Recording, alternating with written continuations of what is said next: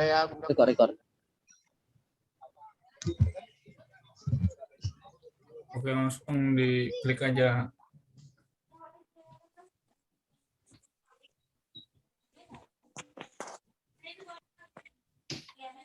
Ini udah di-record ya? Udah. Boleh dimulai, Mas. Oke, perhatian semuanya ya.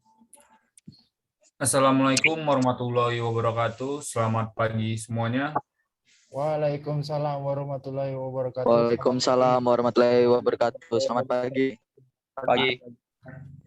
Oke, di sini kami dari Teknik Mesin, konsentrasi welding pagi, semester 3, ingin mempresentasikan tugas kelompok kami, yaitu tugas listrik dan elektronika dasar, di mana anggotanya itu terdiri dari saya sendiri, yaitu Antoni Setiawan, kemudian Henry Hutahayan. Kemudian Doni Hutahayan. Dan saya Simon Paradisilaen. Saya Rivaldo Yosea. di sini kami ingin menjelaskan atau mempresentasikan lah, lebih tepatnya mempresentasikan tugas kami. Mungkin boleh dilanjut. Nah, di sini ada lembaga mana saja di Kota Batam yang menyediakan pelatihan dan sertifikasi K3 listrik, teknisi maupun ahli, sertakan link website-nya. Mungkin apa saja nama lembaganya ya, yaitu kenapa saya memilih PT Multi Prima Daya Perkasa. Sedikit lah mengenai PT Multi Prima Daya Perkasa ini. Dia ini berdiri sejak tahun 2004 dan berpusat di Pulau Batam, yaitu Indonesia, NKRI. Hingga saat ini, PT ini selalu aktif dalam menjalankan program-program pengembangan sumber daya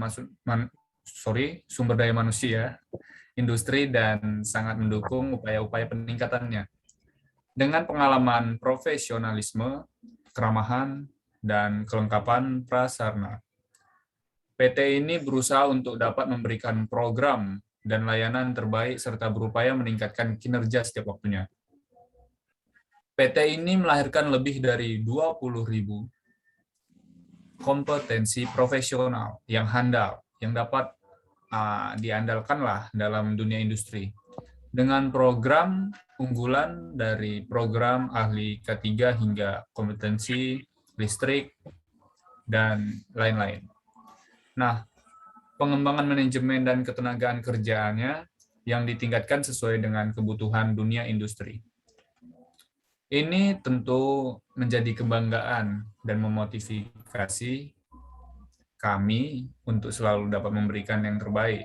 Nah, di sini saya bukan bermaksud untuk mensponsori ya, cuman ini mengambil hanya salah satu dari sekian banyak lah.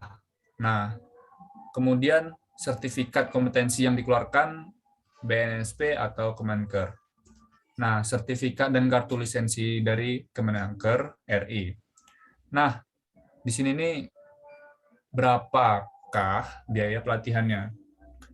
Sebenarnya untuk biaya investasi K3 teknisi listrik ini hanya Rp6.500.000 itu per orang. Nah, untuk link website-nya ada di bawah ini ya.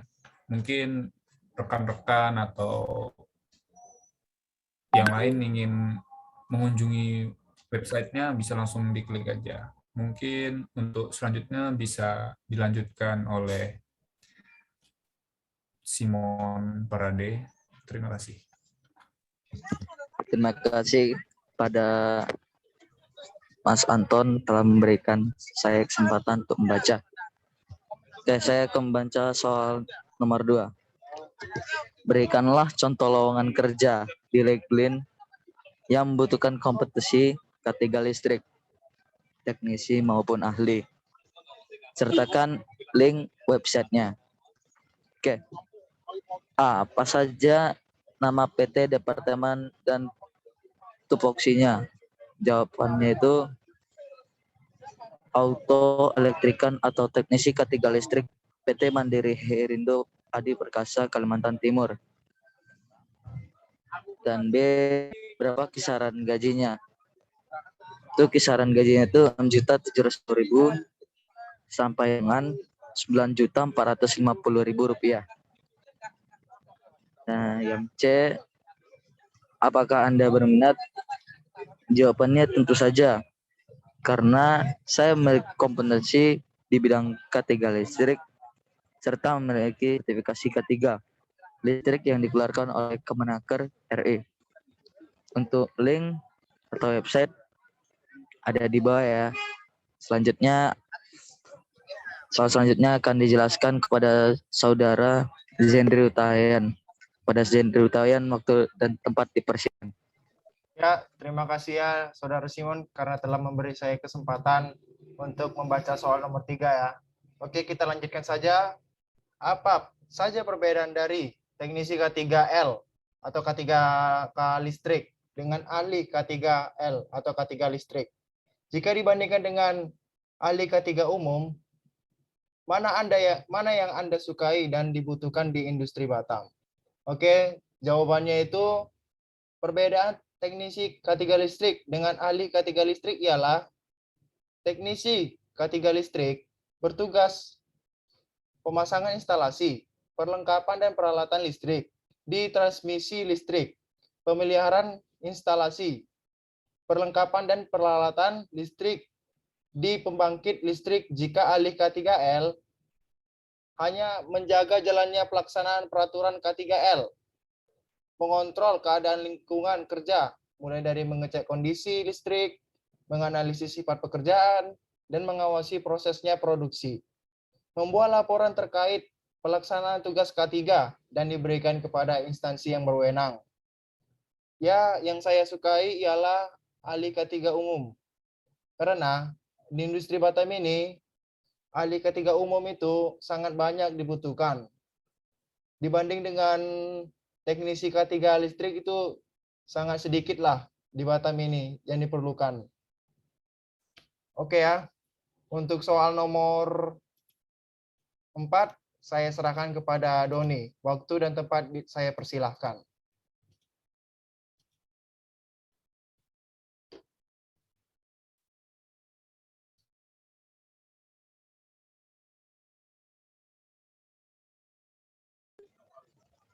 Don, suaranya belum ada, Don. Belum dibuka mic-nya. Suaranya Don, mic-nya. Saya ulangi, terima kasih kepada Saudara Jendri telah memberikan saya waktu untuk membacakan soal. Ya, kita mulai saja. Budaya kerja seperti apa yang mencerminkan norma K3? Yang pertama itu disiplin.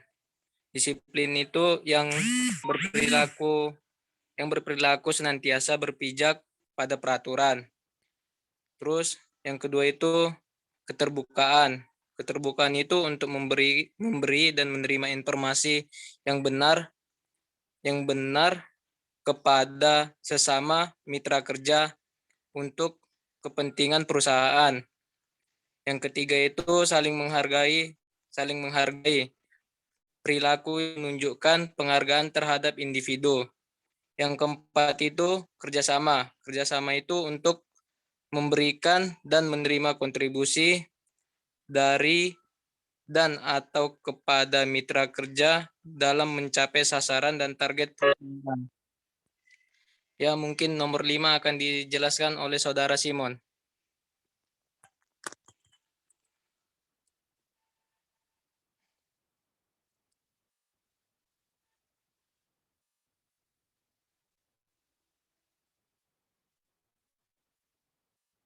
Simon, untuk mic-nya mungkin boleh dibuka dulu ya, Mon.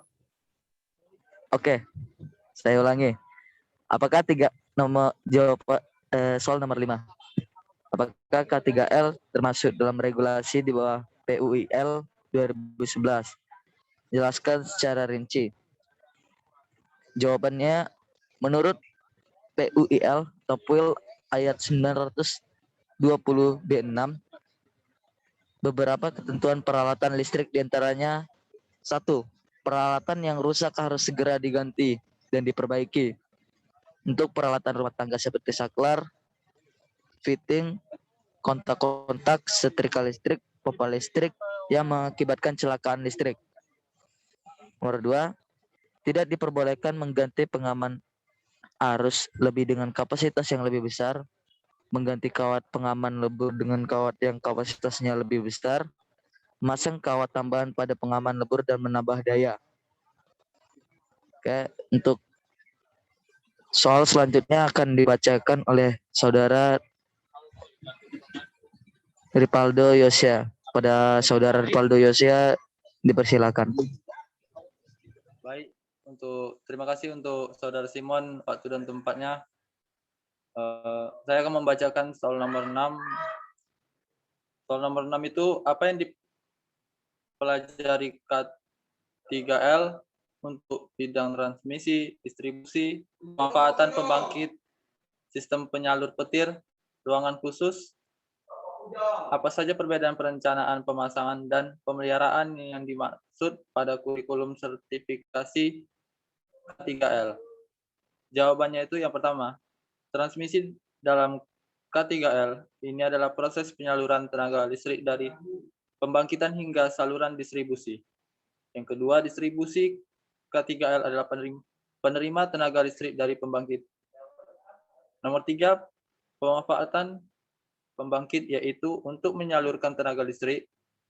Yang keempat, sistem penyalur dalam K3L adalah suatu sistem untuk menangkal bangunan agar tidak tersengat oleh listrik.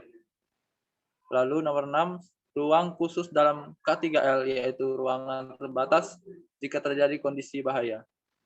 Dan yang terakhir, apa saja perbedaan perencanaan, pemasangan, dan pemeliharaan? Perbedaan yaitu pemanfaatan,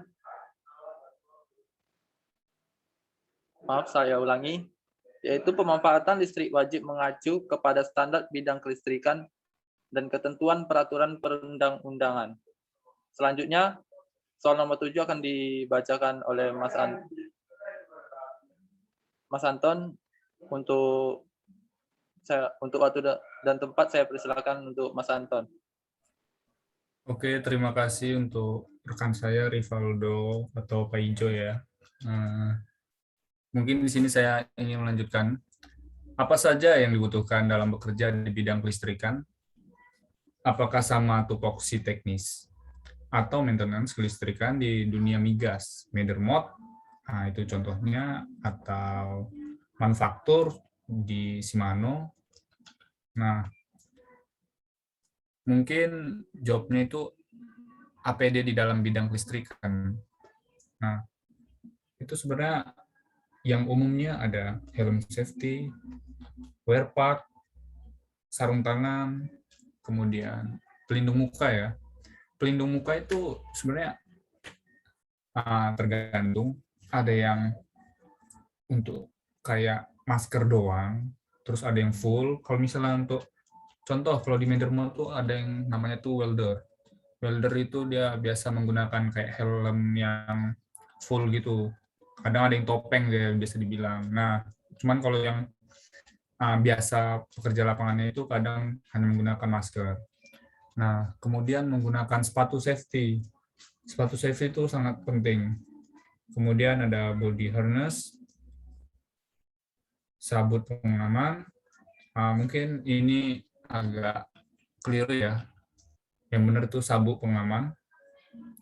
Kemudian ada alat deteksi gas.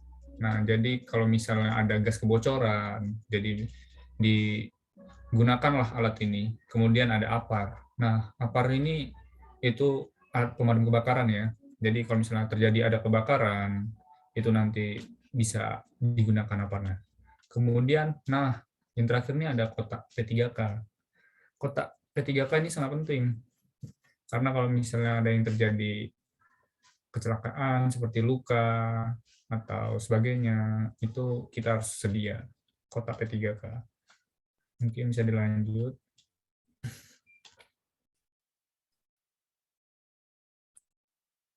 Tolong slide-nya. Nah, ternyata kita udah di penghujung presentasi nih.